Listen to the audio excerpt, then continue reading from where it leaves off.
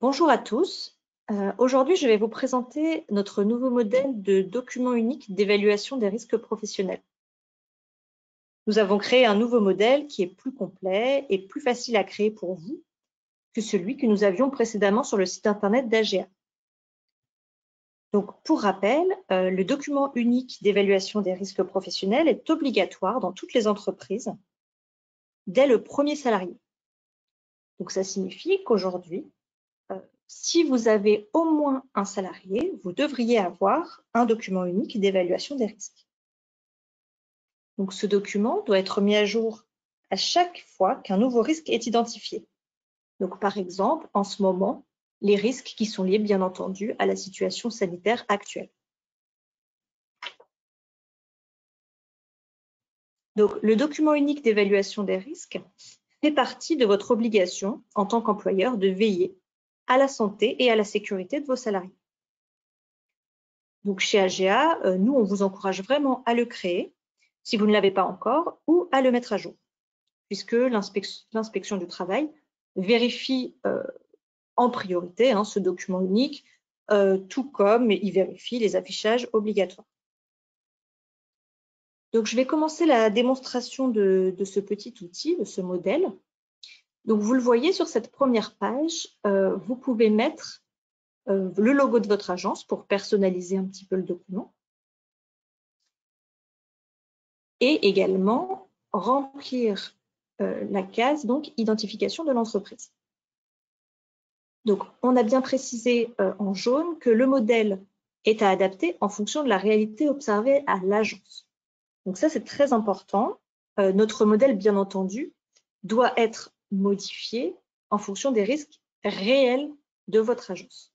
Il se peut qu'il manque certains risques, il se peut que certains risques qui figurent dans le document ne soient pas dans vos agences.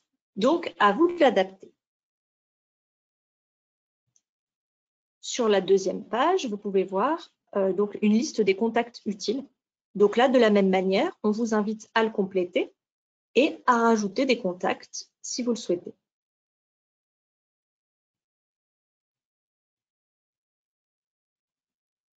Sur cette troisième page, il y a le mode d'emploi qui vous explique comment remplir le tableau qui suit. Donc, je ne vais pas m'attarder dessus pour le moment, mais je vous invite, au moment où vous souhaiterez remplir votre document unique d'évaluation des risques, à relire ce petit mode d'emploi.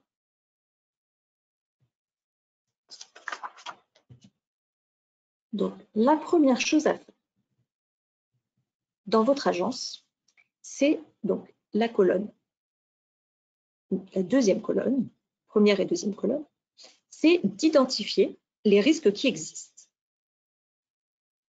Donc, nous, on a identifié les risques qui étaient le plus fréquemment relevés en agence, à savoir les risques qui peuvent être liés à l'utilisation du téléphone, les risques qui peuvent être liés à l'utilisation de l'outil informatique, de l'environnement en général. Donc, il peut en manquer, je vous donne un exemple. Si dans votre agence, il y a un tapis dans l'entrée qui glisse, nous, on ne peut pas le savoir, donc forcément, on ne l'a pas mis dans notre modèle. Donc, une fois que vous avez identifié vos risques, il faut les qualifier. Donc, pour cela, il faut remplir la colonne probabilité et la colonne gravité. Donc là, on se pose la question, quelle est la probabilité que le risque survienne? Donc, on va noter de 1 à 4. 1 étant faible possibilité, 4 étant probabilité élevée. Donc, par exemple, prenons l'utilisation du téléphone. Le risque geste répétitif, pour quelqu'un qui serait par exemple au standard, peut avoir des effets sur les articulations. Donc, quelle est la probabilité que ça arrive? Donc, par exemple, dans votre agence, vous estimez que c'est plutôt probable, donc 3. Et ensuite, vous vous demandez quelle est la gravité. Donc, les effets à long terme sur les articulations, vous estimez par exemple que la gravité est de 2, donc pas très élevé. Et vous faites cela pour chacun des risques identifiés. Donc, à quoi ça sert de peser donc, cette qualification du risque? Ça va être en fait pour mesurer le niveau de priorité. On a souhaité mettre un niveau de priorité dans ce modèle pour que vous puissiez identifier plus facilement les risques sur lesquels vous devez agir en priorité en prenant des mesures de protection et de prévention. Donc, le calcul est simple, hein, c'est le seul calcul qu'il y aura à faire pour ce document. Donc, vous multipliez la probabilité par la gravité.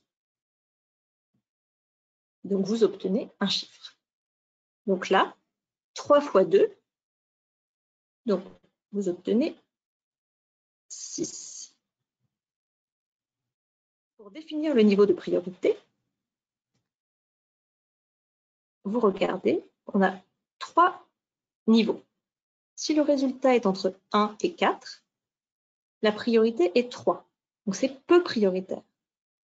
Si le résultat de votre multiplication est entre 6 et 8, c'est la priorité 2, donc c'est prioritaire. Et si le résultat est supérieur à 8, c'est la priorité 1, donc c'est priorité absolue. Donc là, il faut agir de manière urgente sur le risque. Donc là, on va mettre niveau de priorité 2. Donc, ensuite, une fois que vous avez mis tous les niveaux de priorité, il faut regarder quelles sont les mesures de prévention que vous avez mises en œuvre ou que vous avez l'intention de mettre en œuvre. Donc, il y a une colonne mesures de prévention et de protection existantes et il y a une colonne plan d'action. Donc, par exemple, là, disons que l'agent n'a pour le moment rien mis en œuvre. En revanche, il a l'intention de mettre à la disposition de ses salariés des casques pour éviter la gestuelle de décrocher et raccrocher le téléphone.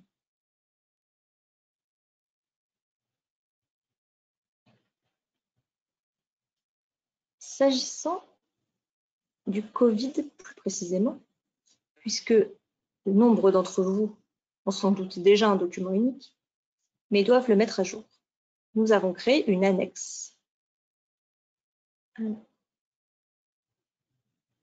qui est en fin de document, une annexe spécifique qui concerne les risques liés au Covid-19 et les moyens de prévention.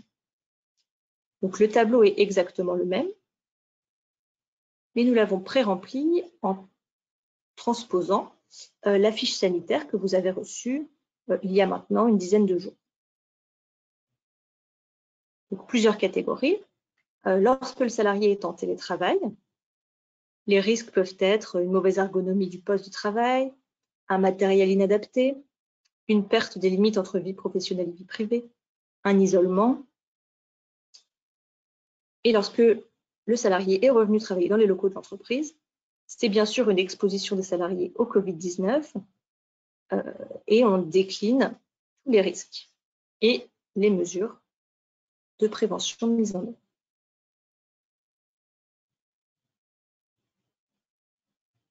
Donc, ça prend un petit peu de temps de faire ce document unique d'évaluation des risques. On espère qu'avec ce modèle, ça sera plus simple pour vous. Ce qui est très important, c'est de ne pas hésiter à solliciter la médecine du travail pour vous aider ou pour valider vos documents.